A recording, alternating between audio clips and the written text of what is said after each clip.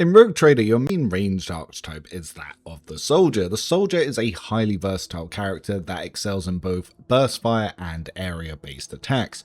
Burst fires are the highest damage potential in the game, with area attacks being very good at quickly clearing chaff enemies, and they also have some very good features that make them just very fun to use.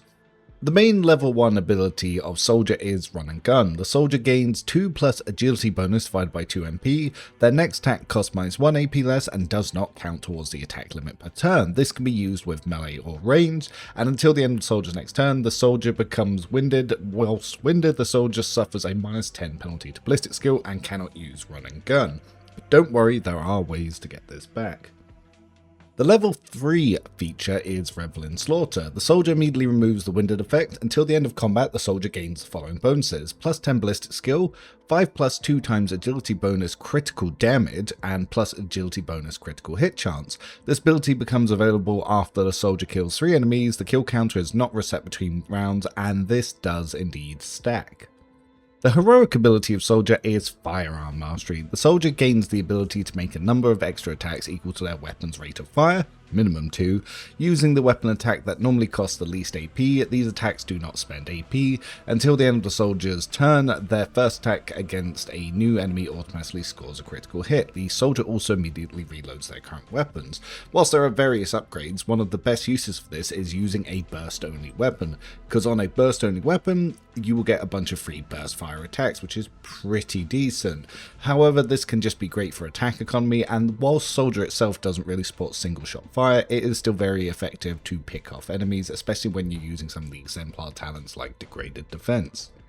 Outside of origin skills, the skills a Soldier has available to them is Awareness, Demolitions, Athletics, and Medicae. Awareness scales from the character's perception, Demolition from agility, Athletics comes from strength, so you probably won't use this very much on a Soldier, and Medicae comes from intelligence. Whilst intelligence does boost that of area damage, you often won't be able to invest in this because your primary skills to invest on a Soldier is ballistic skill, agility, and perception. Perception lowering enemies chance to dodge, agility increasing your chance to dodge as well as initiative, and ballistic skill is your hit chance and your crit chance. Of these skills, you will tend to try to maximize 2 of them, and if you want to take ones outside of this, you will have to take some of the base skills. And as for Medicae, you only need to take 1 investment into it in order to be able to use Medicae kits. Soldier also gains 1 less skill option than most other archetypes, so you'll only be able to maximize 1 with getting 1 more point than another if you go for Medicae early. Of the talents, Soldier has a lot of talents that can enhance the way you play. Now, if you're going for more single fire stuff, talents like Camaraderie are going to be much more useful to you because they will allow you to deal extra ballistic skill bonus for each ally that you have next to you. But most likely you're going to be going for a burst fire build, which is the main build that Soldier supports, and you have a lot of support for this. Talents like Fired Up, whenever the Soldier deals damage, their critical damage is increased by 1% until the end of combat. This will stack to all sorts of damage that you deal, so when you're doing a rapid fire, you will start building up a lot more damage. If there are other ways that you proc damage with some of your attacks, this will also build up stacks of Fired Up, so it is an incredibly powerful talent. Another useful talent that if you're going down the area route or even the burst route can use this a little bit is something like Rack and Ruin. After the Soldier deals damage to 3 different enemies, the Soldier gains 16% more damage for their next attack. This is based on your ballistic skill, and so this is a really good way to build it up. Ones that seem as good as this but aren't is stuff like Enough Bullets for Everyone, which is the Soldier's second attack in the turn deals 11% more damage to enemies that have not suffered damage from the Soldier during this turn. This scales from your agility. You'll obviously only get that once per turn, but every additional turn that you take in the round, you will be able to stack that. If you decide to go for the area options, something like Demolition Engineer will give you bonus damage to area attacks from your demolition skill instead of your intelligence skills, so that way it scales from your agility. But just remember, stuff like shotguns, which is the strongest area weapon, and melters and flamers are support weapons. They're used for killing chaff enemies, they're not your main source of damage. This will be something like your average set will be a burst rifle with a shotgun secondary, so you have a melee option and a ranged option. Point Blank is another really good talent. All of the soldiers' area attacks gain 40% armor penetration, ignore 1 deflection when used against enemies within a 3-cell radius of the soldier. This will be based on your ballistic skill. This will also apply to melee. Similar to Tenderize, how enemies that have suffered damage from soldiers' area attacks suffer ballistic skill additional damage from the next attack that hits them. This will also apply to your melee attacks, but the big one you're going to want is Unfaltering Fire, which is rapid fire no longer reduces damage, rapid fire being your strongest ability that you can pick up, which will, well, we'll talk about that as we go into the abilities, but we'll use this as a jumping point to move into abilities. So, a little bit out of order, I will start with rapid fire. The soldier's next range burst attack will have its base rate of fire doubled, but deals 25% less damage. All shots will follow random trajectories.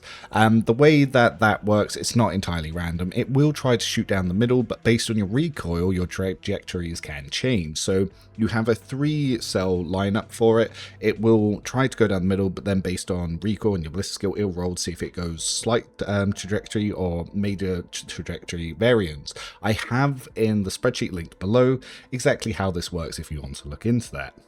Concentrated Fire is probably the next primary one, especially if you're going for a secondary area weapon, which is the next ranged area attack made by the soldier deals 50 plus 10 times ballistic skill bonus damage and has an additional 16% dodge reduction, which is again going to be based on your ballistic skill. Incredibly potent talent.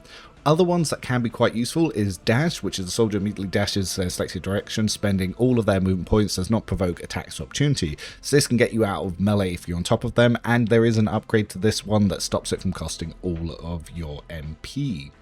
Controlled Shot is one that I don't often take, but the soldier basically allows their allies to dodge their next attack. There are some item combinations later in the game where this is very useful. Lastly, we have Entrenched.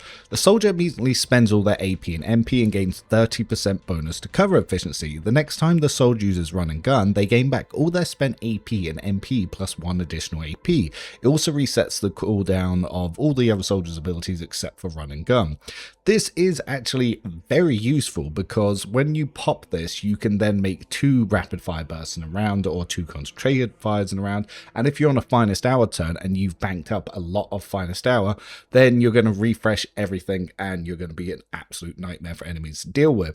It is an incredibly effective talent that you can set up in the late game, but this is why I tend to take this in exemplar ranks, not in the early game, because it does require a little bit more setup. The heroic upgrades that soldier has access to is until the start of the end of the soldier's turn, they gain 4 MP and their attacks do not spend MP. This one is very useful if you aren't going into Arc Militant because it means that you can attack and move, but only during your heroic, and it doesn't last the whole combat. If it lasted the whole combat, it'd be a lot more powerful. The second one is one of my favorites. Until the end of combat, the soldier's rate of fire is increased by 30%. The third one, until the end of combat, all of soldiers' attacks are 20% harder to dodge. Until the end of combat, the soldier's range attacks gain 10% armor penetration. 10% armor penetration is literally 10% more damage as long as the enemies have armor. And armor is straight damage reduction capped at 90%. So if an enemy has 80 armor, that means they will reduce your damage by 80%. This 10% armor penetration will drop that down to a 70 plus whatever the weapon has, which is, say, if it was a 20, then overall that's 30 less. So that's 30 more damage that will actually go through. The last one, until the end of the soldier's turn, each of their area attacks deals additional damage equal to the number of attack targets. This is actually very similar to that of the warrior's ability Crowd Kill, though I'm actually not too sure how much damage it is because it doesn't really say here. When you level up, you'll only get to pick 2 of these, so depending on the build, I normally go for 2 and 3, though sometimes you will go for something like 1 and 4, it depends on what sort of build.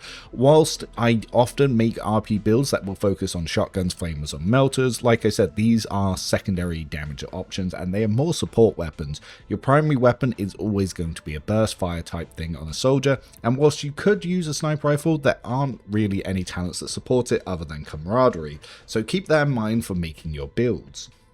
Of all the origins, ones that I find work the best is something like Astra Militarum Commander that can give a big buff to the entire allied side, and because you get a lot of free fellowship, you don't need to worry that a lot of this scales from fellowship. It will also increase rate of fire for yourself and your allies for each additional attack you make, so it is very good with using something like Firearm Mastery when you use regimental tactics.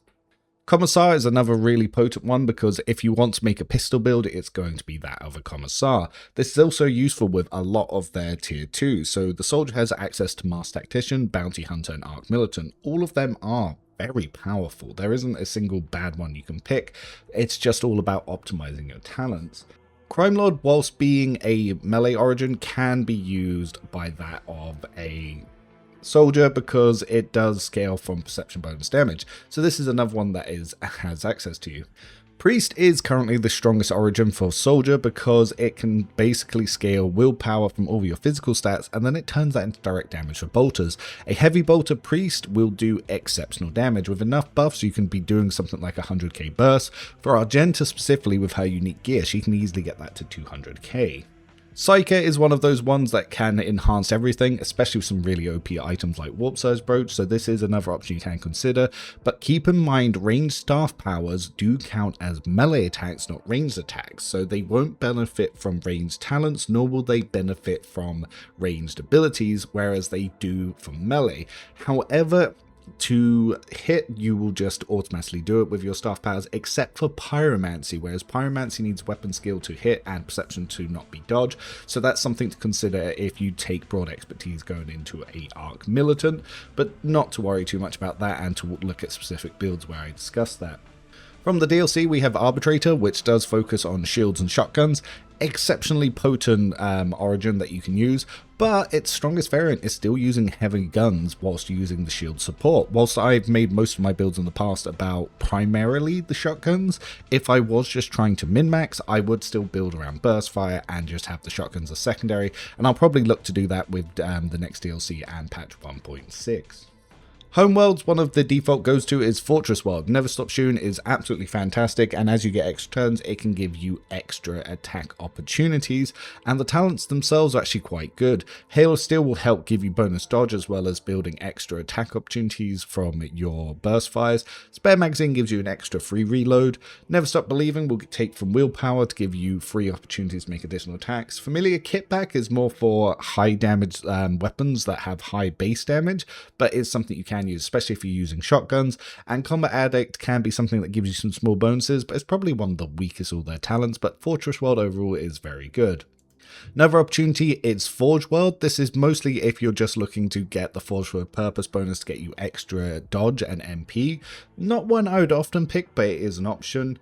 Death World gives you the ability to cheat death, but there isn't too much going for it here other than that. It's not something that works as well with a lot of your setup as it would for, say, a Blade Dancer. Hive World can use strength in numbers, which isn't a bad option because you do, like I said, get a lot of free fellowship, and if you're going for a pistol build, weapon personalization can be useful to you, but overall I would say that it's not as good as a Fortress World for yourself. Worst case, you can always use Imperial World to get a free +10 somewhere, and the talents themselves like No Heresy will be quite useful to you, as well as doing my part if there's someone else that's not in the party using the same archetype as you. As for an example soldier build using Argenta, what I have done is I've taken Point Blank. This is to help with the Chaos Spawn because I'm going to use a shotgun in that first encounter. The next thing we take is Ballistic Skill and Rapid Reload. Rapid Reload is to reduce the cost of reloading weapons, which with some of the early rifles is going to be very useful because you can rapid fire their entire clip. More Ballistic Skill because obviously hit chance and crit chance as you get over 60. Rapid Fire is going to be the first talent that I take here because it's going to be a massive boost damage. We start building agility first because it's more useful for going first in combat and for dodging enemies. Litany of Hatred is one of her priest talents, and it's actually one of the primary ones for Argenta, so you're not going to need to worry about the common talent selection here too much. Unfaltering Fire is the upgrade to Rapid Fire, so that's why we get that rank 8. More Demolitions because that's the skill that is going to be focused on by Argenta, and it can show you what my other companions are doing with those skills at the moment. I start off with Firearm Mastery Upgrade 2 because it's going to be useful for rate of fire. Rank 10 I get fired up. You'll only start seeing that as you're getting critical damage, so it's going to be quite useful to have a soldier buffing you up early on. More agility, and then the second ability I take is Concentrated Fire. Again, 100% extra damage and additional 20 dodge reduction is very useful for shotguns and clearing those hordes of swarm enemies. I'd start taking awareness because that builds from perception, so you can start seeing traps. I take 1 point in strength rather than perception here, but that's because I'm going to be building into heavy guns. With heavy gunner, you're going to want a minimum of 35 strength, so that's why I boost it from 30 to 35. Tenets of Retribution will be a big boost over the course of combat to Argenta's bolters, and because I'm going to be making a heavy bolter build, then this is going to be a useful one for her. Swift Slaughter is one I take in to get Revelin Slaughter up earlier rather than one of the other talents early on. And then I take Bolt Weapon Expert for an extra 10% arm penetration, Heavy Weapon Efficiency, which is getting ready for her Arc Militant, where she's going to take more Heavy Gunner talents, more awareness, and then the last upgrade that I would take would be for Firearm Mastery 3, but I'm only level 14 at the moment. So that's going to bring together the build. On Argenta at the moment, I have a armor piece that increases her agility. I've got the Book of War Prayers, which is going to give her some extra damage against Xenos and Daemons. I've given her the Stabilizing Braces, which will give her Run and Gun to give extra damage on her ranged attacks. She has the Camouflage Road, so her ranged attacks decrease target's dodge by 5%, which does not stack. She's getting 5% hit chance and 3% critical chance, which is essentially like 8% crit chance once you get over a certain threshold for ballistic skill. And in her first slot, she has the modified bolter, and in her secondary slots she has the blast wave. Blast wave is a unique DLC item which guarantees knockback. All shotguns have knockback, but having it guaranteed makes it very useful. So we have our primary single target damage here, and then we also have our secondary area damage to clearing trash mobs. Now when you go into Arc Militant, it's going to be useful to swap between the two damage types to build up stacks of versatility, but I'll save going into that too much when it comes to the Arc Militant video. If you find this video helpful, do remember to like and subscribe because that really helps the channel. But now we're going to run through an example combat encounter here. I've set up my allies the same way I have, very similar to all of these encounters from the previous video showcases. But we'll start off with the enemy turn. There's always going to be a little bit RNG involved to see on the decision making, but I'm going to try to explain mostly what I'm doing. So starting off, we have a officer's turn, and then we have Argenta's. So as per my officer video, I'm going to show the buffs that I'm going to give over to Argenta, and some of these are going to be very useful for her personally, especially with the way that her willpower stacking works. So two of these enemies here, I'm also going to drop down Zone Fear, and then I'm going to give an extra turn to Argenta. Now, I can be trying to get a burst fire, or if I have enemies that are better lined up, we can go for an area fire, or if I'm quite confident, I can also move and go for a run and gun, which will allow me to set up some other parts of some of my combos here. So when you preview, I noticed that I can definitely hit all of them here. So if I run up here, I set up for concentrated fire. I'm going to use my Furious Recital because I'll get this through the full round, and this will allow me to pretty much guarantee some kills here, which means that when it comes back to Argenta's turn, I can now already use Revelin Slaughter, so I'm going to get back that run and gun. I have unfortunately left her in the open, but because of the buffs coming in here, she's going to have a very high dodge chance. So there's going to be a good chance that she's going to survive any enemy attacks. Death to non-believers! Out of my way! Your end is near! So for now, I am going to just skip Cabela's turn and not really worry about it. Though actually, I say that I am going to this one. And then I'll skip it for the rest for Argenta. Death to the weak! So the enemy swarms are going to be moving in their blocks here. Chaos guides me! And as you can see, some hits are getting through, but mostly not. Chaos guides me!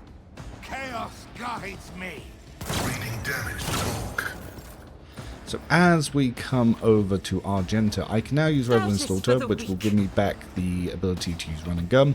Before I use that, however, I do want to activate my rapid fire because it does refresh. Now there's a good chunk of enemies here that I can try to take on a burst fire to. So I am going to use run and gun to better align it. This is a melee enemy, so I'm going to line up this burst fire here. I'll do it. And we do take out a good chunk of them all. And then I can follow up with the laser slot. It's probably going to miss, but it's done enough. So pretty good damage, and that's kind of what the soldier will do at this point. As you can see, the damage is coming in quite high. This is going to be because of the Litany of Hatred and Tenets of Retribution. That's going to be pretty much it for her turn. I do have another officer, but he obviously can't stack extra turns to her. So the rest of the combat is then going to be making sure that we get her out of the way. So because I have another officer, I can obviously use move and move to get her back into cover. That'll keep her safe and then allow me to progress with finishing the combat. Now I could give extra turns to Gabella, here or Heinrichs, and then start going on from there, because obviously I've done it there. But that's sort of what your officer does. It allows you to set up your other characters and then gives them additional turns. And that's pretty much what the soldier does, is it just bursts things down. I could have also gone for an area attack there and tried to take out all of those swarms in that enemies groups, but I just wanted to show you the kind of damage that we could do there compared to the damage that we did with the shotgun blast. That'll pretty much cover it all for the soldier guide. I will have some more build guides coming with patch 1.6. We will be seeing it on June 11th, so I'll be doing full breakdowns for both the tier 1s, tier 2s, all the talents I take, and sort of explaining why I'm taking them and the orders I'm taking them. And I'll show a bunch of different encounters in Act 2, Act 4, and a little bit around there, so you can get a good flavour of all my builds. I have a build spreadsheet that I keep in the document below, and if you look at all of these tier 1 archetype guides, that should give you a very good start to understanding why I build things the way I do and help you on your own little rogue trader journeys. And as always, thank you for stopping by, and I'll see you in the next video.